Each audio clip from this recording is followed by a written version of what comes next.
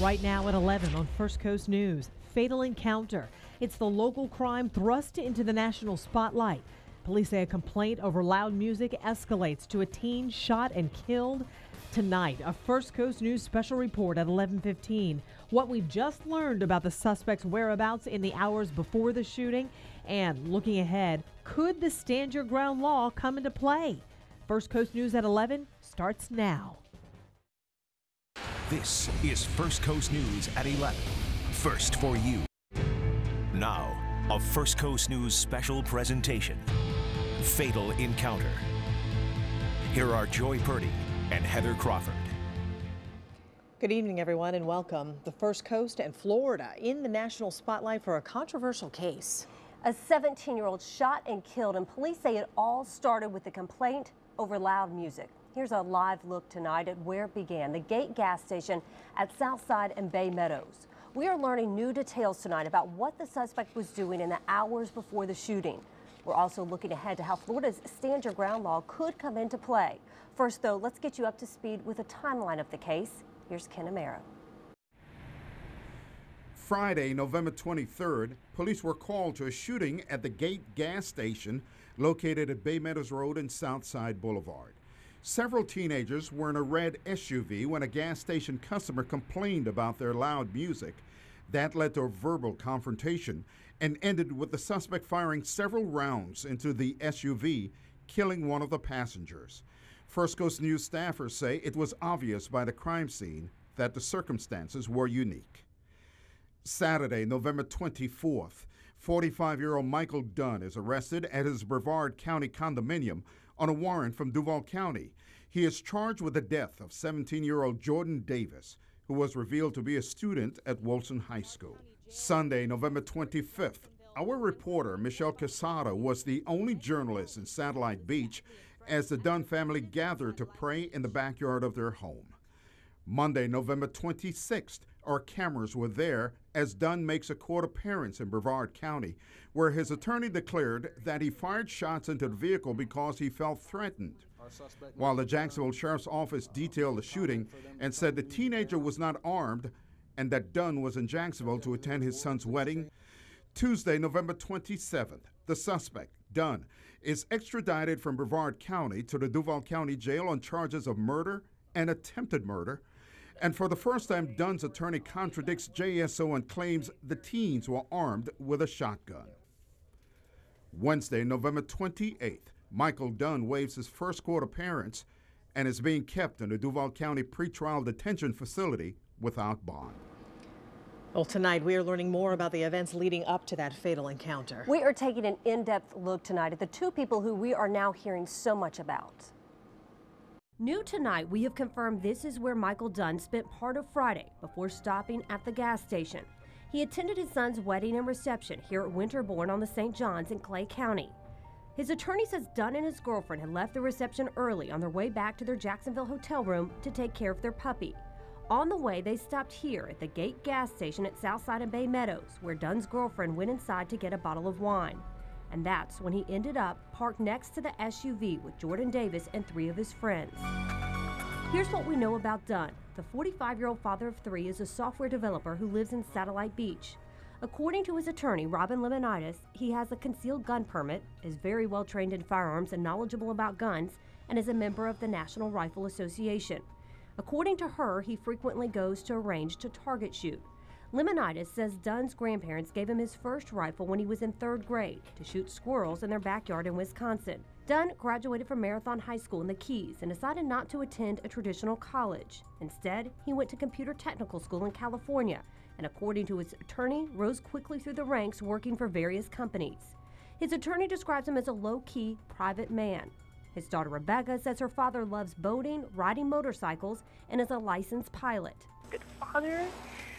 Everyone that's in his life loves him, and everyone that's met him is my friends. They're all praying for him. So that shows you that he's a good person, you know. He's super, super smart, you know. He does computer software and all this stuff, like, and he's so funny and nice and outgoing, and like, he loves life and he loves his children, he loves his girlfriend. He's a good person. First Coast News has learned that in 2007, when Dunn was flying a plane to Jacksonville, he claimed he accidentally veered into restricted airspace at the Kennedy Space Center. That brought out federal officials and bomb-sniffing dogs who thought the wayward plane might have been an act of terrorism. Dunn was never charged. Tonight, he sits in the Duval County Jail, charged with Jordan Davis's murder. And here's what we know about Jordan Davis. The 17-year-old Wolfson High student was raised near Atlanta. His mother says she homeschooled her only child from 4th grade until high school. 2 years ago, he moved to Jacksonville to live with his father. Teachers at Wolfson High say Jordan was initially a bit rebellious in class. He was in an intensive reading class for not passing the FCAT, but soon found his way in a new school. During the time that he was with me, he must have realized that I really did care about him. So one day in the hallway, and this was one of the fond memories that I wanted to talk about, he sees me with his arms wide open. He's like on the extreme other end of the hallway calling my name, and he's like, "Mrs. Aponte, will you marry me?" And I was like, "What?" He goes, "You know, I'm just messing with you." And I'm like... He ended up passing the FCAT, and as an upcoming senior, he was starting to figure out what he wanted to do after graduation. His mother says her son wanted to follow in his cousin's footsteps and join the military. Before moving to Florida, he was in the Air Force Junior ROTC. He loved people, and he loved God. And he was a very sensitive child. And he always wanted everybody to just get along. And he just wanted everybody to come together. He just always wanted everybody to get along. We will hear more from people who were close to Davis in just a minute. As you can imagine, emotions you saw right there, they have been running high since the shooting Friday. And Heather, you've actually talked to a lot of family, friends, other people who've been affected by this shooting. Absolutely. We've been covering this story from the beginning now, and it's a tragedy that no doubt it's a tragedy for both families. One family has lost their son, another now has their loved one locked up behind bars. Both families standing behind their respective loved ones. And I sat down with Jordan's mother. You heard some of that interview there, and she wanted to make it clear that she does not want this case to be divisive like the Trayvon Martin case. She says she shared so many stories of her son, of Jordan, and how he really tried to unify people. She said he had this knack of just bringing people together, and that is what she wants to focus on, her son's memory, her son's legacy, and she does not want this case to be divisive. And I would imagine, you know, just from taking a look at both sides, no matter what you think about what happened, just very heart-wrenching on all sides, losing someone as well as a family member now in jail. Absolutely. So the attorneys involved also getting their case together. Here's Ken Amaro again with a deeper look at both sides as they move forward. Michael Dunn, accused killer of 17-year-old Jordan Davis, has hired Mitch Stone and Robin Leomitis to defend him against murder charges. He was not a vigilante of any sort. He simply responded as he felt was necessary when he was threatened. The defense team may use Florida's Stand Your Ground defense. Leomitis was evasive in her decision. I'm either giving you the lawyer answer or the mom answer, which is, we'll see. We will see, because prosecutor Mark Khalil says there could be more charges. We expect we'll have charges ready to be filed after we consider all the evidence. Among the evidence was alcohol involved, since Dunn was returning from his son's wedding. No, sir. No. No, sir. Also, were the teenagers armed? Police say they were not. Even so, Khalil expects Dunn's attorneys to use the Stand Your Ground defense. Based upon what I heard in the media yesterday, I think that's likely. Leomitis claims her client was polite in asking the teenagers to turn down the music. Would you mind turning that down in that tone of voice? If that's precipitating violence, then we're all in trouble. Prosecutors would only say it will all come out in court if Dunn's actions were justified. Commenting on the evidence is supposed to be left up to the courtroom, and that's what we'll do. Dunn remains in jail without bond. His next court appearance is December 19th. Ken Amaro, First Coast News. Thank you, Ken. And you could hear from that piece that Florida's Stand Your Ground law might come into play here. That is a law where a person is justified in using force to protect themselves. It's been under scrutiny since teenager Trayvon Martin was shot and killed in Sanford, Florida back in February. Now, details are still emerging about this recent shooting, so we do want to be careful not to draw parallels between this case and the Trayvon Martin case until we know more. But we do know Stand Your Ground could be involved. And I'm joined right now by Jenny Simmons, director of the Second Chance campaign from our sister station in Washington, D.C. Jenny, thank you so much for being with us tonight. And your group is opposed to the Stand Your Ground laws now enacted in 26 states across the nation, including here in Florida. Tell us why you're so opposed to the law and what you're doing to try and change it. First of all, thank you so much for having me on, Heather. We're opposed to these laws because they've proven to be dangerous. They encourage people to shoot first and ask questions later. That's why we actually call them shoot first laws. And it's important to note that they actually give citizens on the streets of Florida and half the states in this country now more leeway to shoot and kill than we give to U.S. military troops in the war zones. And what we're finding is lots of these tragedies around the country and a lot of these cases that are really, really scary, just like this one.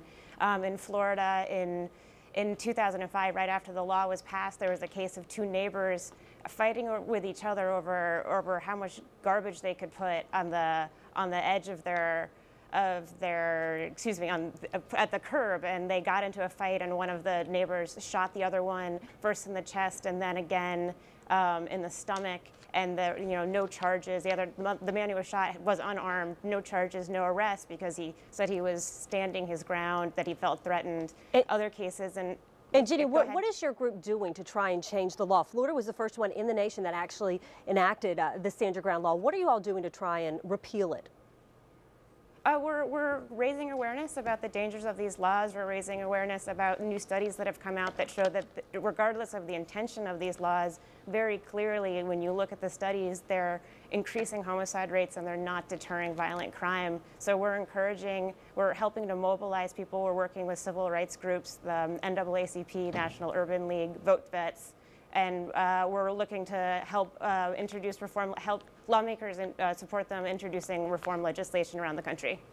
Jenny Simmons, thank you so much for being with us tonight. We appreciate your time. And it was an emotional night for Jordan Davis's family and his friends. A visitation was held for him in Mandarin today. Michelle Casada was there and has the story. Everybody was still talking about it, like how they can't believe it, and all you hear is Jordan, why'd you have to go, like. It was a heartbreaking experience for so many who love Jordan Davis. Friends, family members, classmates, and teachers gathered at the funeral home of Mandarin to say goodbye to a young man gone too soon. He always smiling. He had a big $1 billion smile. He always smiling. Just seeing with his mouth closed is sad. At 17 years old, a senior at Wolfson High School, Jordan Davis was looking forward to graduation and to joining the Marine Corps. But his dreams were shattered in a moment of violence.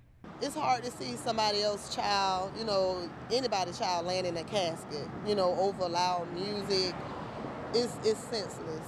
It really is. And then they toting guns. Them boys don't tote guns. Everybody, all of them, they got a future ahead of them. He had a future, it was taken from him. Yvonne Williams says her two boys were supposed to go to the mall with Jordan that Friday night, but she didn't let them go. She says it could have been anybody's child. I'm not saying words wasn't said back and forth with their kids and their teenagers. They the average boys, but for you to pull out a gun and shoot, he could have shot not just Jordan, anybody.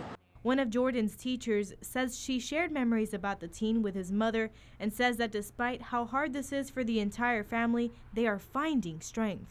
We were just discussing how he was on the cusp of kind of coming into his own and just seeing, all the opportunities that were before him. And then she's like, and the Lord decided that that's when he needed to take him.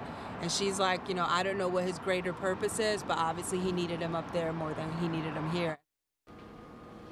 Some call it the digital afterlife. Still ahead in this First Coast News special, how friends are taking to Twitter and Facebook to keep Jordan Davis's memory alive.